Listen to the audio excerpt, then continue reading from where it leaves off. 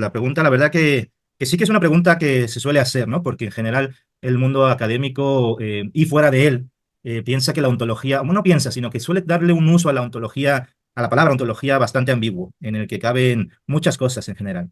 Y se trata sí, como que el factor común de estas expresiones es como si cada vez que se dice ontología se quisiese hablar de algo relativo a las cosas, ¿no? E incluso se pone como opuesto a eso, es que esto es ontológico y no epistemológico, ¿no? Es decir, como si fuese relativo a las cosas y no al sujeto que piensa esas cosas y demás, ¿no?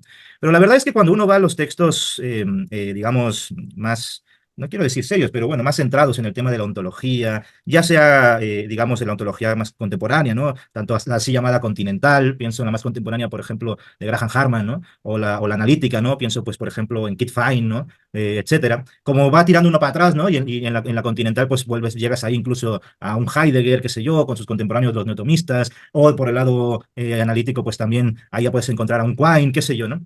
Y uno va encontrando que en realidad el factor común de todo esto nunca estuvo en la atención a las cosas en tanto que cosas, sino más bien a, podríamos decirlo así, a los objetos, y objeto y cosa ya empiezan a diferenciarse. Y el objeto en general, digamos, lo que le caracteriza, además de la evidente etimología de ser algo ante, ¿no? Ante mí, etcétera, es que prescinde de una u otra manera de las condiciones fácticas, históricas, dinámicas, temporales, si se quiere, de las cosas, ¿no? El objeto parece, ¿no? Piensa, por ejemplo, en el objeto intencional, ¿no? En el que pensaba Husserl, o en el pensamiento de Danke que pensaba Frege, ¿no? Es un objeto que no tiene condiciones fácticas y por lo tanto, en última instancia, termina siendo como una esencia, ¿no? Eidética, esta clase de cosas. Y la ontología en general se ha ocupado siempre de objetos, no de cosas. Y esos objetos, en la medida en que de alguna forma más bien están en una especie como de espacio lógico, y no en este mundo concreto en el que estamos fácticamente, que se acaba, que es fugaz, como piensan los Lamatinime, ¿no? Los filósofos náhuatl, ¿no? Que es fugaz. No, no, en este espacio lógico, ¿no? Tipo Parmenidio, ese topos noetos platónico,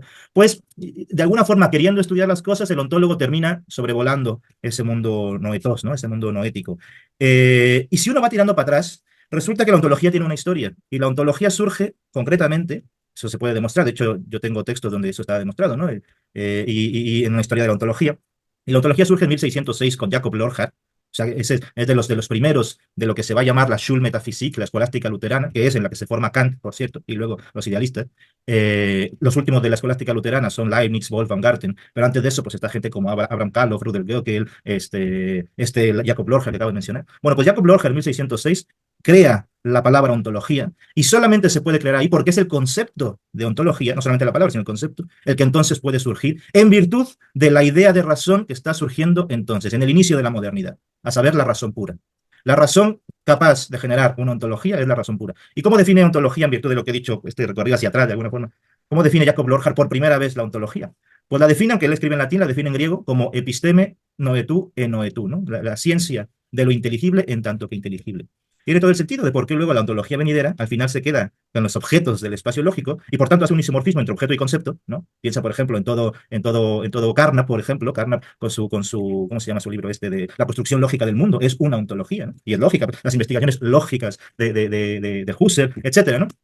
Eh, Tiene todo el sentido porque desde su nacimiento ha sido una episteme noetu e noetu, ¿no? Una episteme noetu e noetu, de lo inteligible en tanto que inteligible. Y resultaba entonces que los problemas que hoy nos acucian, ¿no? A todos, no solamente a los ontólogos, sino también a los ontólogos cuando son personas de a pie, ¿no? Pues son problemas que no tienen que ver con ese mundo lógico, sino que tienen que ver con este mundo real, ¿no? Yo creo que probablemente el problema que más nos acucia es cómo llegar a fin de mes, no sé, que mi hijo no se muera, que mi madre no sé qué, etcétera. Y esos son problemas reales, no problemas lógicos. Y entonces la herramienta o sea, si la filosofía quiere estar en esa realidad, ¿no? Que también por lo demás va a ser la misma realidad que le va a interesar, pues por ejemplo, a un físico cuando dice, oye, no me convence esa hipótesis de la energía oscura, y entonces lo que voy a pretender es más bien modificar los coeficientes de la teoría de la gravedad actual, para entonces ya se pone a competir, en cosmología compiten los de la energía oscura contra los de gravedad modificada, y así, ¿no? Ese mismo problema es, no confío en que la energía oscura sea real, ¿no?